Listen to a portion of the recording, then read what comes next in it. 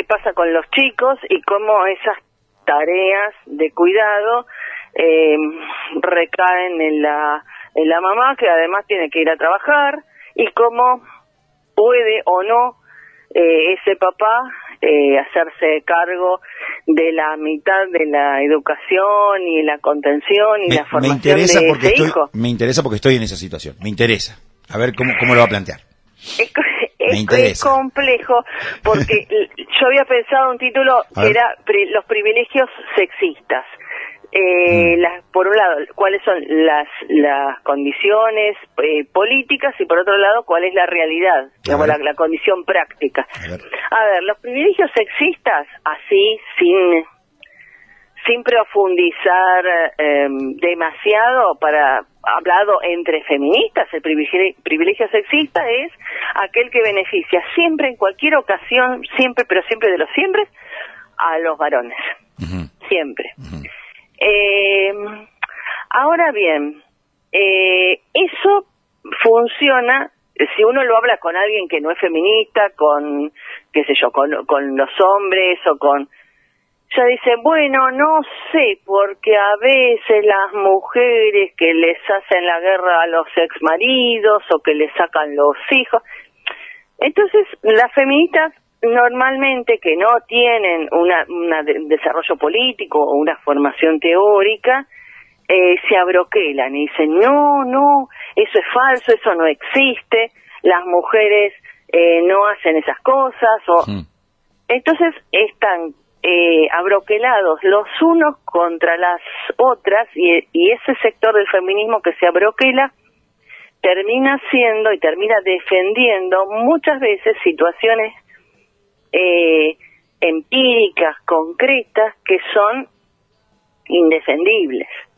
¿A qué voy con esto? A la condición política general o la consigna política general con relación a los privilegios sexistas indica que, bueno, la subordinación de las mujeres dentro de esta sociedad patriarcal indica que estadísticamente y en líneas generales la violencia, la situación de abandono hacia los hijos, etcétera, es del varón hacia la mujer y del padre hacia los hijos. Esa es una estadística y es una estructura política. Por eso ese nombre que se le dio, que es el de patriarcado. Ahora, que estadísticamente sea así, que se enseñe así, como hemos hablado en las otras columnas anteriores, no significa que en la práctica no necesariamente sea así, o no se cumpla siempre eso como una norma obligatoria.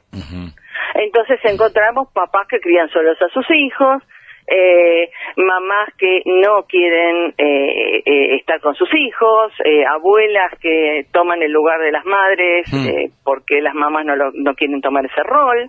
Bueno, infinidad de situaciones en las cuales la vida cotidiana nos va planteando esto que nos dicen los hombres cuando las feministas, pero ustedes son feministas, pero siempre se quedan con los hijos, le sacan la plata a los exmaridos, bla, bla, bla, bla, bla. ¿Sí? Entonces, la distancia, pensaba yo explicar hoy, que hay entre la consigna política abstracta, que explica una condición social general, y la necesidad que existe de examinar ante cada caso particular, ante cada situación concreta, si efectivamente en ese caso concreto esta norma social general, esta ley amplia del patriarcado, etcétera, se cumple en ese caso concreto que tenemos que examinar.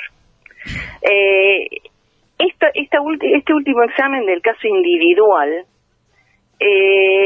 corresponde no solamente a las feministas, sino también, porque las feministas tenemos que hacer, no mea culpa del programa general, sino no considerar que el programa general está mal porque haya algunos casos que no están de acuerdo con ese programa general. A saber, Que la mayoría de los hombres no se hagan cargo emocionalmente de la educación o de la formación y el acompañamiento y cuidado de los hijos, no significa que no haya varones que lo hagan y mujeres que no lo quieran hacer. Correcto. En los casos concretos. Correcto. Entonces, de la misma manera, o sea, las feministas no tenemos que abroquelarnos ante el caso concreto. Decir, no, eso no existe. Y si existe, que se joda. Porque a veces se dice muy rápidamente eso. Dice, bueno, y si se quería quedar con el hijo, que se jorobe, porque bueno, el hijo es de la madre. No, ¿cómo? Si el padre quiere compartir la tenencia con el hijo y quiere cuidarlo y quiere estar con él, el prejuicio sexista se invierte en el campo de la maternidad. Y el prejuicio sexista indica que los hijos son de la madre. Lo cual, en los casos concretos, los hijos son de la madre estructuralmente, y eso no está bien. No.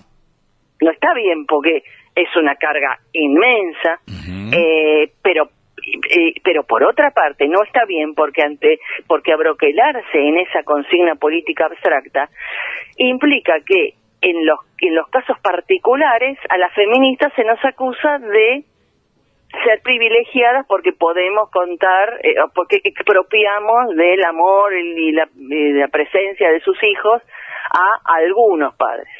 Algunos padres que bien pueden ser, en el caso concreto, responsables, querer cuidar de esos hijos.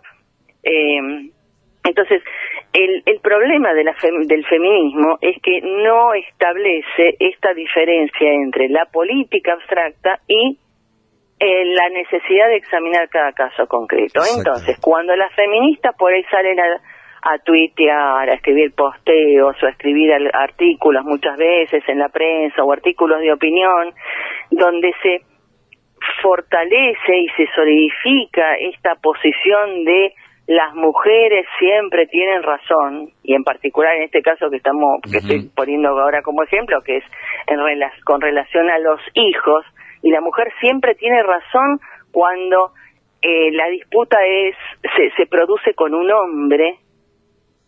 En este caso, ya te digo, hablamos de la paternidad y maternidad, hace que el feminismo ofrezca un flanco de descrédito a la sociedad. Epa. Entonces mi mamá o cualquiera está viendo la tele y dice, bueno, pero te das cuenta que eso no es verdad.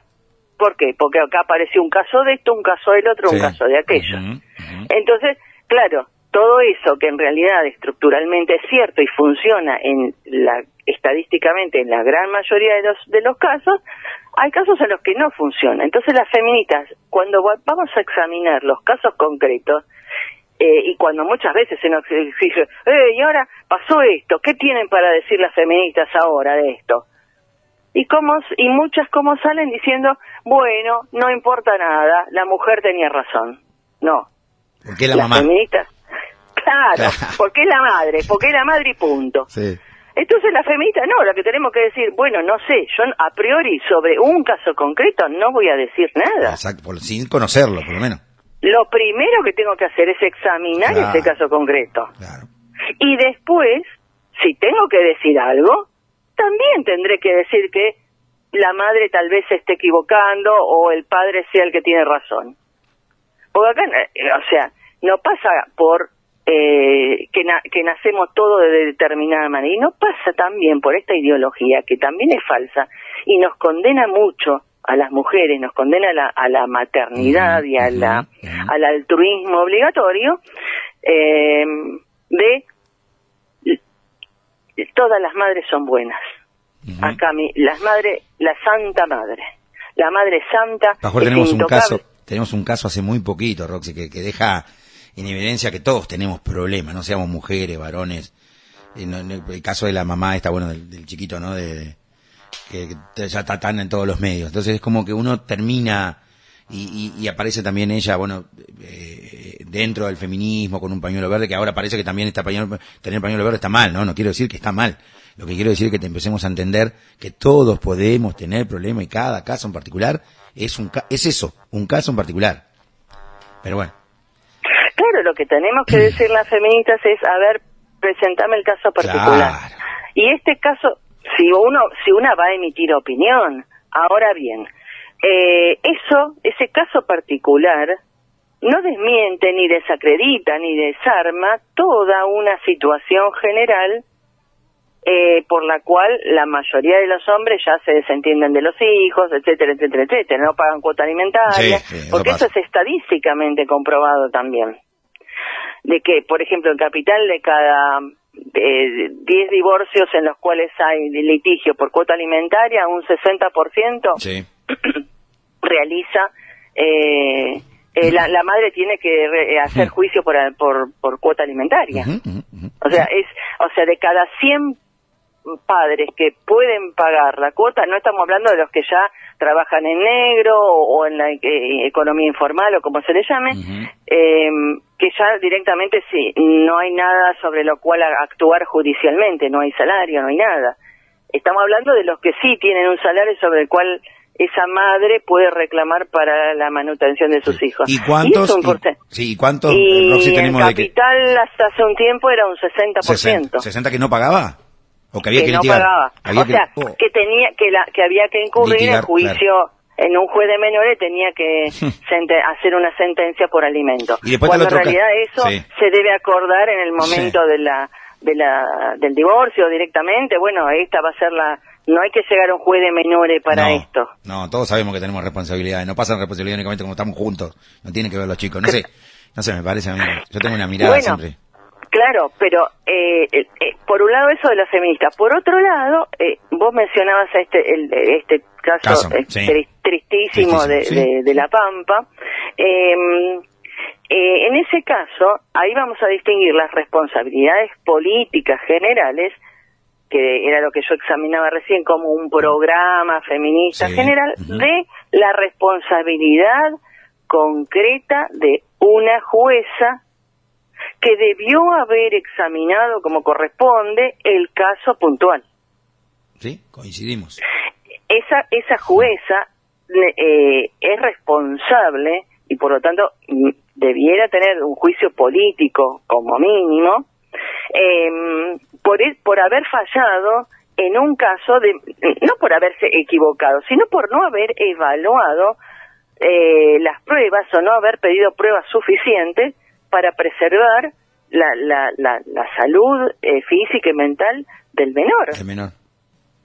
Entonces, esa jueza falló con una cabeza abstracta. Está con la madre, listo, pasame el sello, que le meto acá el sello al final del fallo. Entonces, claro, es lo que vos planteabas, bueno, es la madre.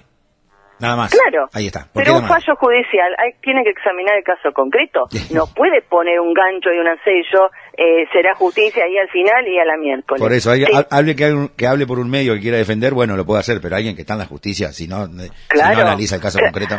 Claro, por eso te decía, por un lado, las feministas lo que hemos sufrido, sobre todo a instancias de ese caso tan terrible, es todo esta embestida del antifeminismo y de la reacción diciendo, bueno, vieron que ustedes diciendo que existe el patriarcado y que los hombres son todos malos y las mujeres son todas buenas, sobre todo si son madres, generan y producen y provocan este tipo de casos. Entonces, no, eso es falso. Exactamente. Hay malos y hay buenos. Claro. No pasa por el género. Yo a mis alumnos les suelo citar una frase que es muy ilustrativa de un filósofo que tiene fama de ser muy difícil, y en efecto lo es, pero que tiene una frase que es una metáfora muy representativa del caso. Hegel había escrito que gris es la teoría, verde es el árbol de la vida. Entonces, sí, la teoría, la abstracción, la práctica, todo es gris, está bien, estamos todos de acuerdo. En estos grises o no, podemos discutir la teoría, un para acá, para allá. Pero cuando empezamos a encontrar los verdes, hay verde más claro, más oscuro, y ahí es donde la vida nos pone enfrente la necesidad de mirar exactamente qué tipo de verde es ese que tengo enfrente. No puedo obviarlo, el caso. No lo puedo obviar, ni como ser humano, ni menos como feminista, y mucho menos como juez o jueza, en este caso la jueza, un desastre. Sí.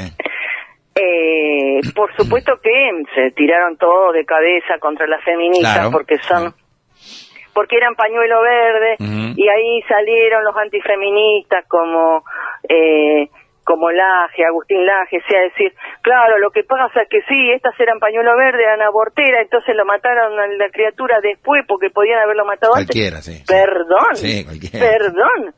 O sea, ¿cómo vamos a comparar un aborto con un infanticidio? O sea, te das cuenta cómo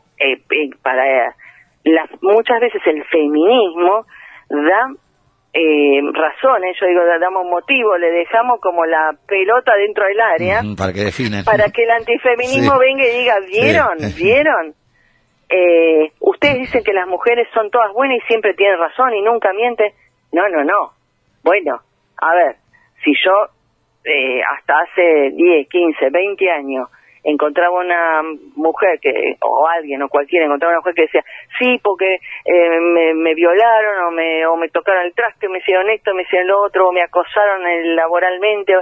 No, pero vos porque sos jodida, vos porque sos una mina complicada, callate la boca. O mirá cómo anda vestida. Claro, no te va a creer nadie, callate. Mirá cómo está vestida. Claro, fíjate cómo andás, hecha una loca, vos por ahí. Entonces, hasta hace un tiempo era, vos nunca tenés razón. Ahora, no es vos siempre tenés razón.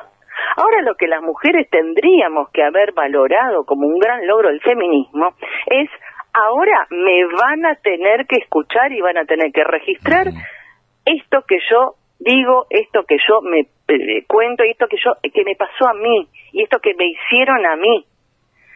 Una vez que la sociedad, la justicia, quien corresponda, haya registrado esto, entonces tendrá lo registra. ¿Por qué tiene que registrarlo? El testimonio y de la violencia contra las mujeres. Porque las feministas estuvimos luchando muchísimo por un programa político abstracto. Abstracto quiero decir general. No. Por un programa en el cual las mujeres pudimos demostrar que estas cosas pasaban y que son muy habituales y que nosotras no somos responsables por esas cosas. Ahora bien, cuando una mujer, en el caso concreto, o sea, en el verde de la vida, va y es escuchada, las personas que tengan que tomar cartas en el asunto o explayarse respecto de esa situación, tienen la obligación de mirar ese caso concreto, no de tomar esa manifestación tal y cual como si ese programa político general implicara que esa persona está diciendo exactamente lo que el programa político general expresa. Por lo mismo que estás explicando, se le vuelve en contra, o sea, puede tener un efecto contrario de todo lo que costó los logros, seguir en un camino de somos mujeres, tenemos más derecho que todos, puede llegar a tener este problema, ¿no? A que se le haga en estos casos. Porque en realidad, en el 1 a 1, ninguno tiene más derechos que todos, ninguno debiera tenerlos, debíamos tenerlos iguales.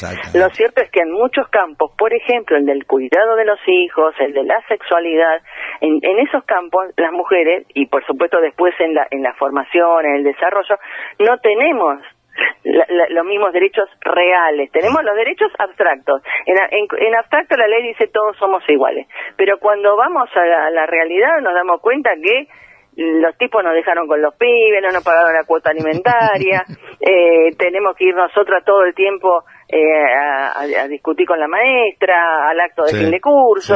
Entonces, bueno, a ver, es una cosa que diga que somos todos iguales, pero acá no voy la mitad de las veces yo y la otra mitad de las veces vos. Acá resulta que el 100% de las veces tengo que hacerlo yo. Claro. Entonces, esa batalla por que la formalidad legal se cumpla en la vida cotidiana, tiene esto que decías vos recién, claro, que cuando digo, bueno, ahora resulta que cualquiera de nosotras que diga cualquier verdura y haga cualquier banana, resulta que tiene más derecho que cualquier otro. No, bueno, no tiene más ni menos, hay que verificarlo en ese caso puntual, en todo caso. Por eso te digo que cuando salen contra contra el aborto, por un caso como el de La Pampa, no solo a mí, honestamente, me da vergüenza ajena por la extrapolación que hacen tipos antifeministas como Laje u otros que son bastante más reaccionarios, porque, a ver, es como diría mi mamá, que tiene que ver el traste con agosto. O sea que, claro, ¿qué tiene que ver que vos estés a favor del aborto con que, a ver, tengo un hijo de 35 años, es el mayor mío. Entonces ahora voy, me enojo con él y voy y digo, ahora te voy a abortar. Pero, disculpame, tiene 35 años. Que ya no es un aborto eso. Pero ¿cómo en esto de pararnos de un lado o del otro, ¿no? De no poder sentarnos a escucharnos y a entender lo que queremos cada uno? Porque pasa del lado del feminismo, pero pasa también del otro lado. A nosotros nos sigue pasando lo mismo. ¿Viste? Como digo, señalamos, vieron, al final las feministas son todas malas. Pará, vamos a analizar, y las mujeres no somos ni todas buenas, ni todas malas, y ser madre no nos constituye en seres angelicales, ni ser padre te constituye a ese tipo en un abandónico por naturaleza. Exactamente. Cada caso es diferente, y las feministas tenemos la obligación, porque nosotras no batallamos porque las mujeres seamos más buenas que, mejores que, superiores a, mejores cuidadoras que. No, las feministas batallamos para que esa abstracción de todos somos iguales, en realidad en la vida cotidiana se realice. Claro. Y todos somos iguales, no hay más que... No hay más que eso, ¿verdad? No es más que ni para un lado ni más que para el otro. Sí, pero pensás como yo, ¿por qué cuesta? Porque no hemos parado uno de cada, hemos elegido, no nos queremos escuchar, hemos elegido estar parado uno de cada lado sin importar, acá no creo que no es tampoco la búsqueda de la verdad, lo que se busca es, bueno, ¿qué es lo que queremos para mejorar cada uno en la convivencia, en esto de género entre comillas? Porque creo que pasa por ahí, pasa como que, bueno, no, yo estoy de este lado, no, las mujeres, no, los varones. Y no nos sentamos a decir, bueno, pará, capaz que tienes razón. Nos cuesta hasta eso ya. Como decimos, cuando tenemos un caso así suelto, salimos a atacar.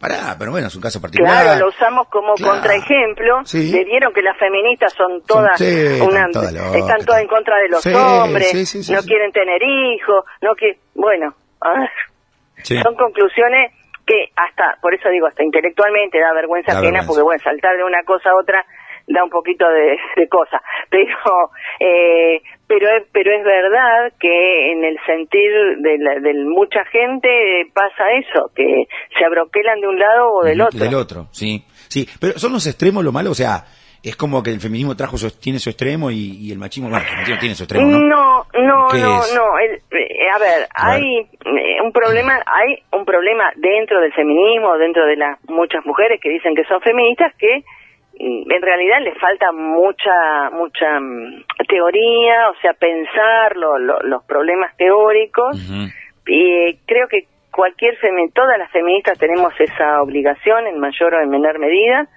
porque ser feminista nos obliga a pensar la sociedad que tenemos, los vínculos sociales que tenemos. Bien. Y cuáles son los que queremos. Por lo tanto, implica algún grado de desarrollo teórico. Tenemos que agarrar los libros y decir, soy feminista porque sí, porque las mujeres somos más buenas que los hombres. No, bueno, eso no vale. Y creo que ese es un déficit dentro del feminismo, porque hay muchas que dicen, bueno, soy feminista porque sí. Por ejemplo, Amalia Granata, que sale por ahí a decir que ella defiende a las mujeres y nada más, porque sí, porque defiende a las mujeres, a las mujeres que quieren tener hijos, perfecto. Y a las que no quieren tener hijos, ¿qué decir? Tirate en una zanja y arreglate. No sos mujer, vos no sos mujer. No, más o menos como el ejemplo que dábamos el otro día, de los extremos con tu amiga Florencia de la B, ¿no? Más o menos. Claro, pero no pasa por ser feminista, no pasa por ser extremista, pasa por tomarse el trabajo de pensar una sociedad donde los vínculos se pueden transformar en una sociedad de relaciones entre iguales, entre compañeros, y no entre decir, bueno, ahora nos vamos al otro extremo y todos los hombres son malos y los vamos a mandar todo al paredón. Sí. No, porque en realidad eso también genera reacción, y no tanto reacción, ojo, a nivel de los varones individuales, porque eso de cada uno de ellos está bastante curtido y encapsulado dentro de su propio machismo, sino que genera una reacción a nivel político más general.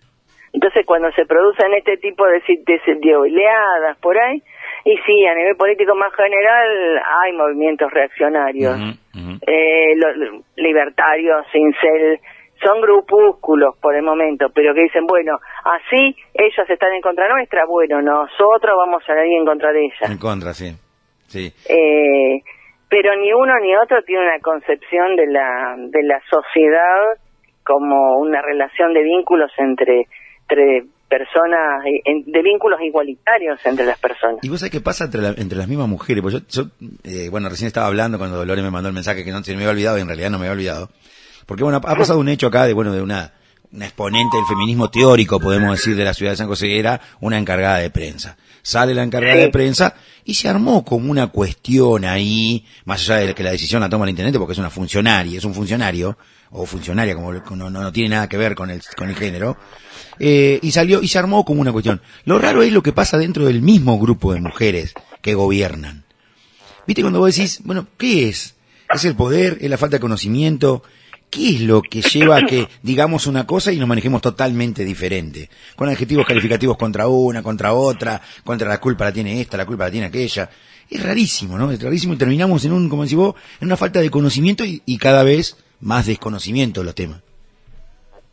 Sí, bueno, lo que pasa es que a veces cuando se ponen en juego espacios de poder o situaciones de intereses públicos o políticos, bueno, ahí ya, ahí ya se ensucia el feminismo, se mete el feminismo en el medio, pero para mal, porque se tratan como si efectivamente no fueran feministas, porque en realidad hay otros intereses prioritarios, que son intereses más generales incluso que los del feminismo, que son los de clase, como decimos siempre. Claro. Y de las fracciones de clase, porque obviamente los partidos políticos dominantes son todos políticos burgueses, sin embargo, entre ellos, cuando se van a repartir la torta, hay fracciones enfrentadas entre ellos. Entonces, bueno, no les importa nada si son mujeres o hombres, se tiran con munición gruesa, sean del sexo que sean. No hay género ahí, hay no existe. Claro. Ahí hay otras prioridades. Bueno, Roxy, ¿te queda algo? La verdad que como siempre, yo soy un agradecido de haberlas encontrado, lo digo sinceramente. En un programa machista tener un lugar para el feminismo a mí me gustó, fue casualidad, pero la verdad que estoy muy feliz. Y me gustaría la semana que viene por lo menos un saludito cortito, si tienen algún tiempo, como para agradecerle el espacio, la posibilidad que me han dado de seguir aprendiendo. Uno tiene que seguir aprendiendo y tener esta posibilidad, que los espacios existan y podemos dialogar los temas. Después vemos si podemos, y está bueno tener diferencia, porque de la diferencia vamos a construir. No vamos a construir, pero sí construir, ¿no? Sí construir. Así que un agradecido, y ojalá la semana que viene podamos tener aunque sea un saludito, unos minutos ahí. Sí, contá con nosotras. Bueno. Nosotras también siempre agradecidas a este espacio. Por favor. Y bueno, la semana que viene entonces, cuando quieras, le mando un mensajito. Dale, Roxana, un saludo. Gracias, Un abrazo para todos ahí, para vos, Francisco. Un abrazo.